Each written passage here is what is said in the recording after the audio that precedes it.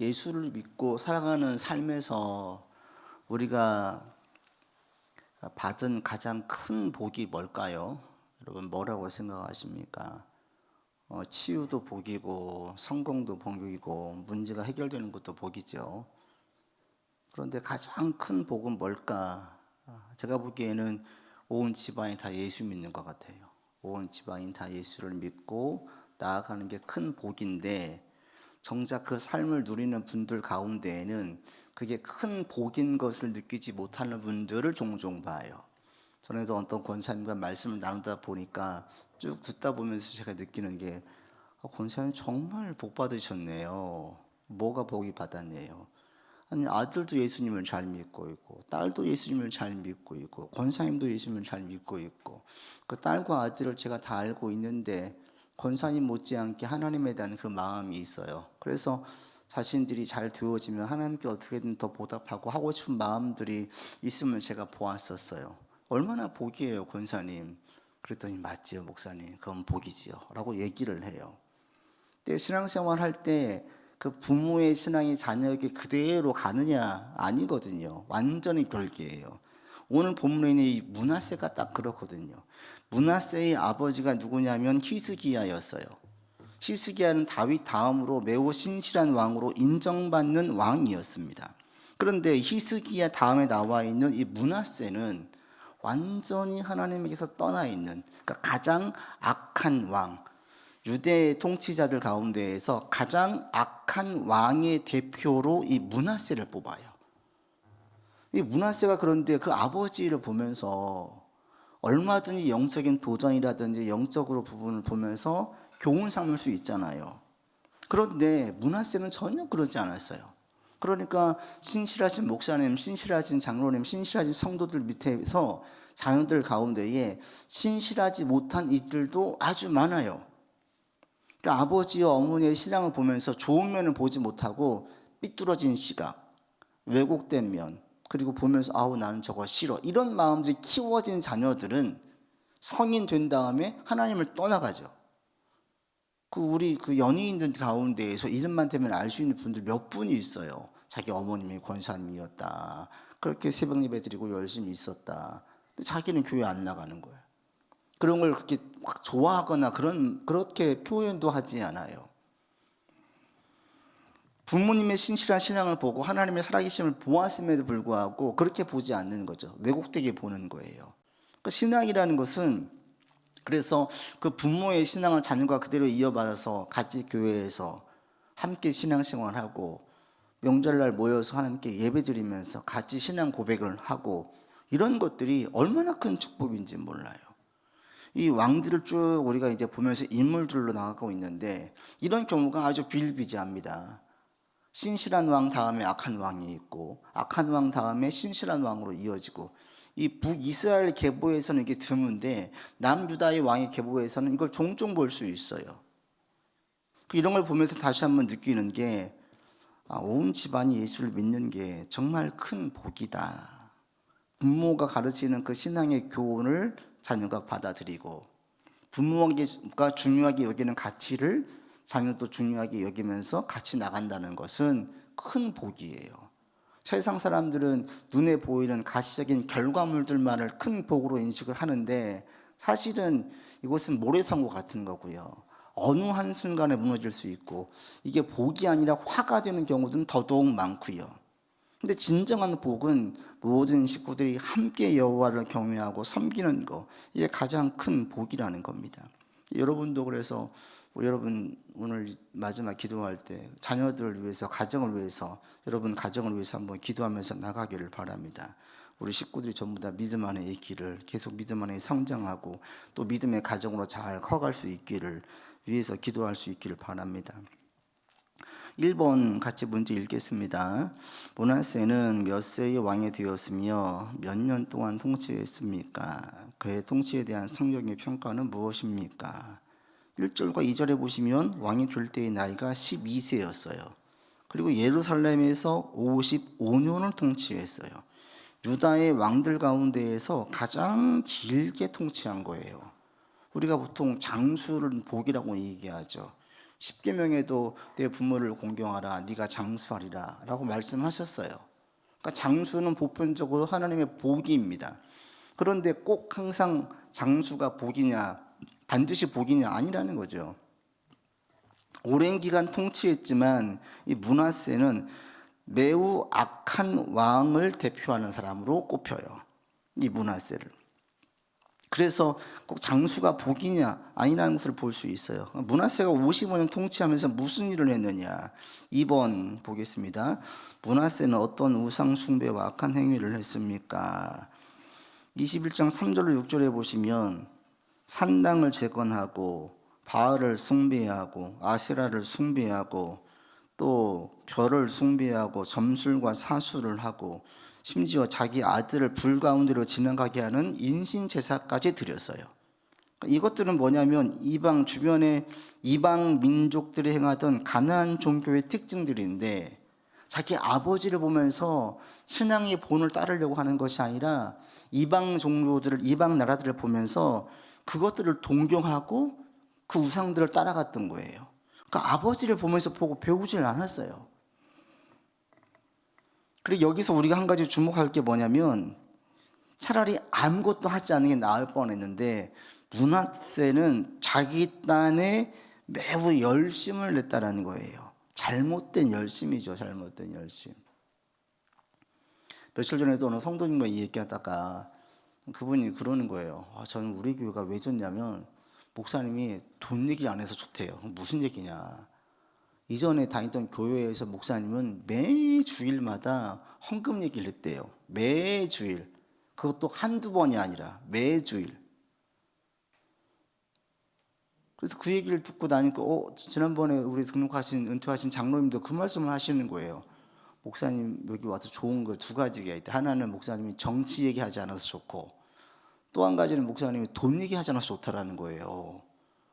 그래서 아니 그런 얘기들 많이 하나요 교회에서? 제가 이제 아까 물었던 그 첫 번째 분에게도 아니 얼마나 목사님이 교회에서 돈 얘기를 많이 하는데요. 매주 했다는 거예요. 매주 한 번도 안 빼놓고. 그러면서 하는 그 질문이 그런데 제가 그건 잘못됐어요 라고 얘기하니까 그분 얘기가 근데 그분도 하나님께 열심을 내지 않아요? 하나님께 열심을 내서 성도들에게 잘 가르치려고 그렇게 한 것인데 그래서 자기는 그게 고민이라는 거예요. 열심을 내죠. 그런데 그 열심이 하나님 보시기에 옳지 않은 열심인 거죠. 여러분 신약 성경에서는요 단 한 군데도 부자가 되기를 기도하라는 얘기가 없어요. 제가 그게 부자가 터부시라는 거 부부를 금기시하라는 게 아니죠. 부자에 대해서도 인정을 하고 얘기를 해줘요. 권면을 해요. 하늘의 상급을 쌓으라. 하나님의 선한 용도로 써라 라고 얘기를 하지 부자가 되지 말라고 하진 않아요. 부자를 인정을 해요. 그렇지만 부자가 되기를 힘쓰라는 구절이 신약 성경에는 한 구절도 없어요. 왜 없을까? 물질적인 부보다 더 큰 복이 무엇인지를 부활하신 예수님을 보면서 분명하게 인식을 했기 때문에 알았기 때문에 훨씬 더 가치 있고 복된 것이 무엇인지를 아는데 덜 가치 있고 덜 복된 이 물질을 강조할 수가 있냐고요. 없다라는 거죠. 좀 단언하기는 어렵지만 그분의 열심은 인정하지만 그 열심이 하나님께서 보시기에 옳은 열심이냐? 저는 옳지 않은 열심이라는 거죠. 어디에 근거해서? 성경에 근거해서. 우리가 강조할 것은 그리스도의 부활과 하나님 믿고 따르는 것이 중요한 건데 교회에서 얼마나 헌금을 했느냐, 얼마나 많이 헌금을 했느냐가 좋은 신앙의 최고의 척도가 된다면 이건 아니라는 거죠. 좋은 신앙의 최고의 척도는 헌금을 얼마나 했느냐가 아니에요. 그의 삶에서 주일날 또는 교회에서 봉사하면서 훈련받고 치유되어지고 은혜를 받은 다음에 그것을 그의 삶에서 얼마나 하느냐, 이게 중요한 거죠. 저도 헌금 얘기를 하긴 하죠. 1년에 한두 번. 우리의 신앙을 위해서 필요한 거예요. 11조 헌금도 필요하고 하나님께 드리면서 내가 나가는 그 자세가 필요하긴 해요. 그런데 그것은 신앙을 위해서 물질이 신앙 전체적인 부분에서 영역이기 때문에 훈련의 차원에서 하는 것이지 헌금에 드린 정도가 그 사람의 신앙의 정도를 말한다? 절대 그렇지 않습니다. 근데 앞서 말씀드린 그 매주 헌금을 강조한다는 것은 그게 담겨 있는 거예요. 물질을 하나님께 많이 드리는 것이 신앙의 좋은 첫 번째 척도인 것처럼, 그런데 신약 성경에서는 절대 그렇게 말하지 않습니다. 부활하신 예수님을 본 다음에 한 번도 그렇게 가르치시지 않았고 사도들에게도 그렇게 이야기하지 않았어요. 좋은 신앙은 뭐냐? 너의 삶에서 말씀대로 사는 거다. 가난한 자들, 헐벗은 자들을 도와주는 거다. 마음에 원수 맺지 않는 거다. 허물을 덮어주는 거다. 자꾸 이간질하고 허물을 들춰내는 것이 아니다. 이런 것들을 강조하시지, 교회에서 성전에서 유월절날 많이 드려라. 물론 그것도 드리는 것에 대해서 폐하지 않고 이것도 행하고 저것도 행해야 된다고 이야기했지만, 예수님께서 방점을 주시고 계속 강조했던 것들은 그 부분이 아니었어요. 그러니까 우리가 열심도 중요한데 더 중요한 게 뭐냐면 옳은 열심이에요. 옳은 열심.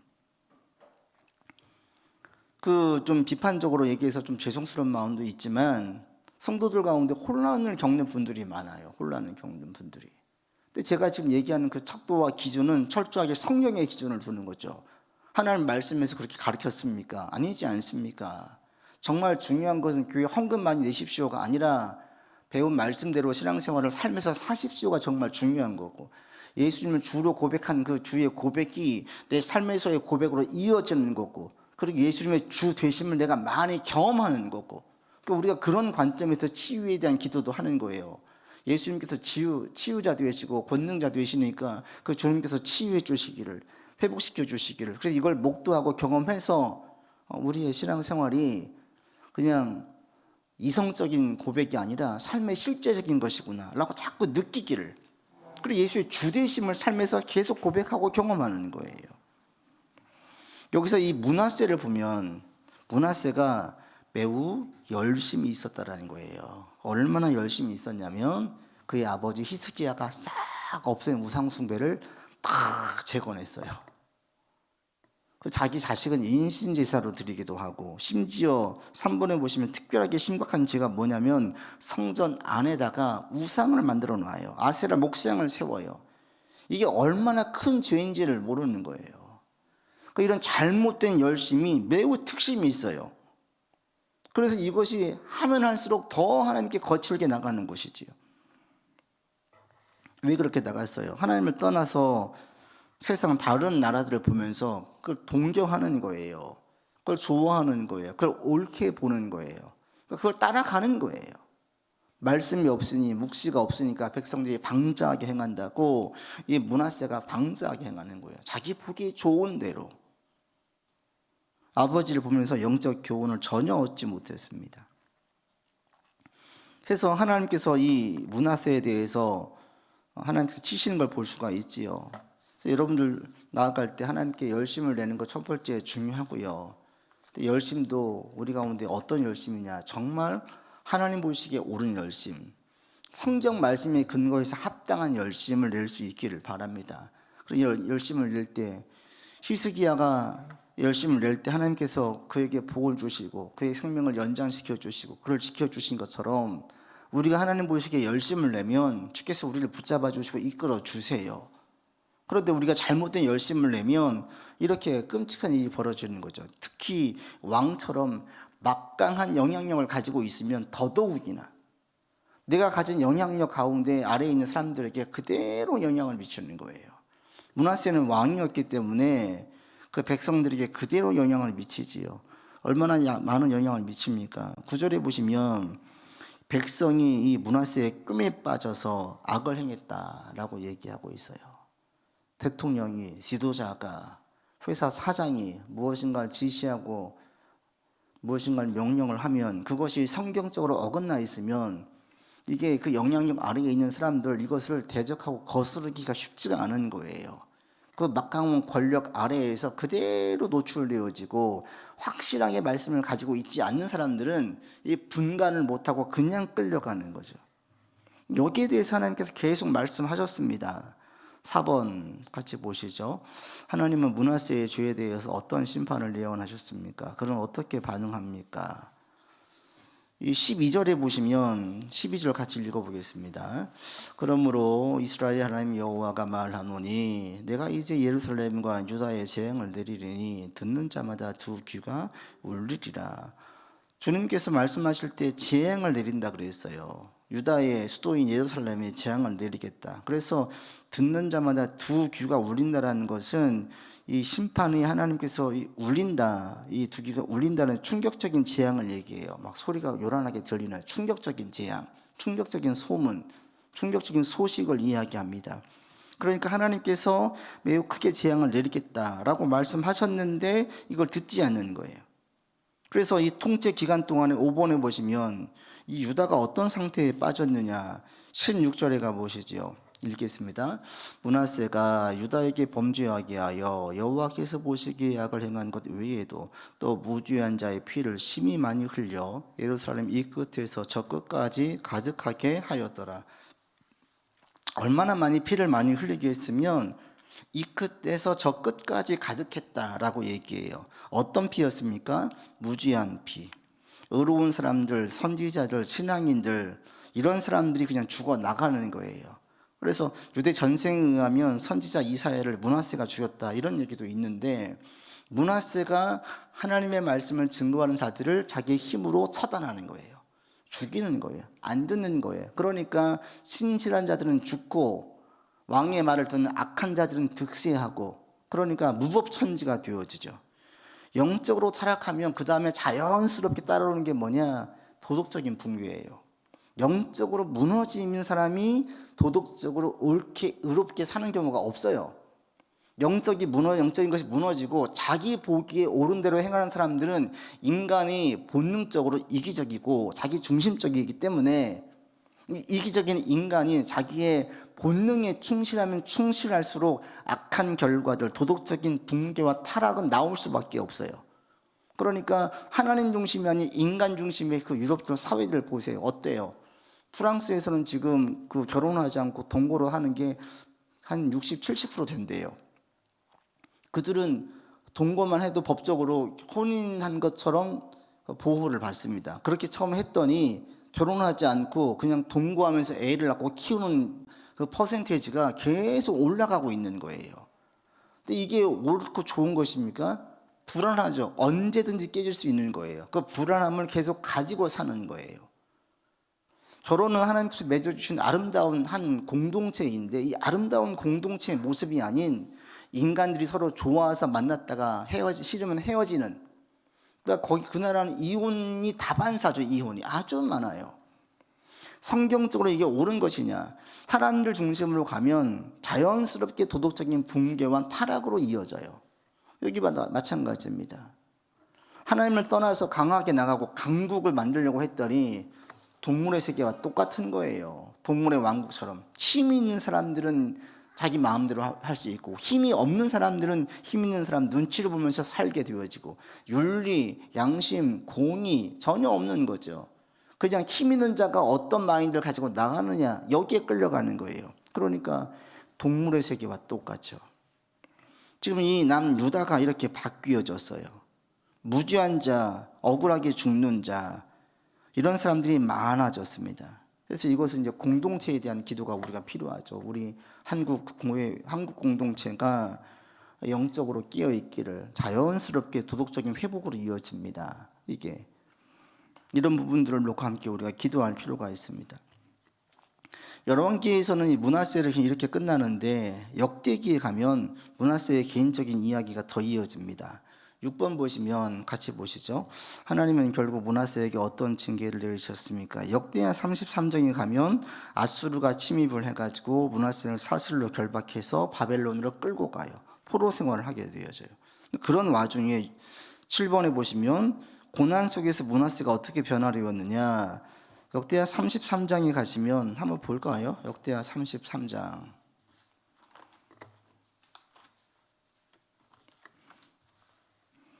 11절로 13절까지 한번 보겠습니다. 같이 읽겠습니다. 11절로 13절까지 같이 읽겠습니다. 여호와께서 아수르 왕의 군대 지휘관들이 와서 치게 하심에 그들이 므낫세를 사로잡고 쇠사슬로 결박하여 바벨론으로 끌고 간지라. 그가 환난을 당하여 그의 하나님 여호와께 간구하고 그의 조상들이 하나님 앞에 크게 겸손하여 기도하였으므로 하나님이 그의 기도를 받으시며 그의 간구를 들으시사 그가 예루살렘에 돌아와서 다시 왕위에 앉게 하심에 므낫세가 그제서야 여호와께서 하나님이신 줄을 알았더라. 므낫세가 이 악한 왕의 포상인데 마지막은 회개해서 하나님께서 그에게 회개의 은혜를 주시어서 다시 왕으로 복귀를 하고 이 또한 하나님을 알고 죽었다라고 나와져 있어요. 이렇게 많은 악을 저질렀어도 여호와께 회개하면 하나님께서 그 죄를 용서해 주신 은혜를 주시는 거예요. 그래서 므낫세는 하나님께 찾아왔어요. 다시 왕이 오릅니다. 바벨론 포로로 끌려갔다가 다시 돌아와요. 그리고 하나님을 섬기다 죽어요. 성경엔 그렇게 기록되어져 있어요. 그렇지만 그래서 이제 7번, 8번에 보시면 회개 후에 므낫세가 이제 이방 신들을 제거하고 여호와의 제단을 수축하는 게 나와요. 그렇지만 유다에는 그 악한 일로 인해서 있었던 그 모든 제도들, 문화의 잔재들, 산당, 우상 그대로 다 있는 거예요. 그러니까 이게 한번 죄를 저지르고 돌이키게 되면 당연히 구원받고 가는데 가끔 그렇게 질문을 던지는 분들이 있어요. 그러면 왜 돌이키면 바로 모든 게 회복되지 않습니까? 다 용서해 주시는데 용서해 주시지만 왜 회복되지 않느냐, 이런 죄의 후유증들이 있는 거예요. 무엇인가 잘못했으면 용서받으면 다 끝나요? 관계성이라는 게 그게 안 되거든요. 시간이 필요한 거예요. 오랜 시간이 걸리기도 해요. 이렇게 영향력이 큰 자가 저지른 죄에 대해서는 그게 미친 영향력과 파급 효과와 그 데미지의 정도는 훨씬 크기 때문에 회복되는데 많은 노력과 많은 시간이 더 들어가는 거예요. 그러니까 할 수 있으면 죄에 빠져서 자꾸 안 하는 게 제일 좋죠. 오히려 그 죄에서 벗어나서 의의 길로 가는 게 좋지, 잘못된 길로 계속 가면 돌아와서 다시 거쳐갈 때까지 시간이 더 걸리는 것과 똑같습니다. 그래서 우리가 계속해서 인생에서 잘 살아가는 게, 묻는 게 뭐냐면, 오늘도 한 걸음씩 주님의 뜻을 따르기를 원하고 하나님 보시기에 옳은 길로 가기를 원하고 이렇게 하는 거예요. 이게 인생을 제일 잘 사는 거예요. 이렇게 살다 보면 나중에 주님께서 얼마나 많이 주셨는지를 감사하게 돼요. 우리의 삶이 이렇게 되기를 바라고요. 므낫세를 반면교사 삼아서 계속해서 의의 길로, 옳은 길로만 가는 우리가 되기를 바라고 우리 공동체가 되기를 바랍니다. 같이 기도하겠습니다.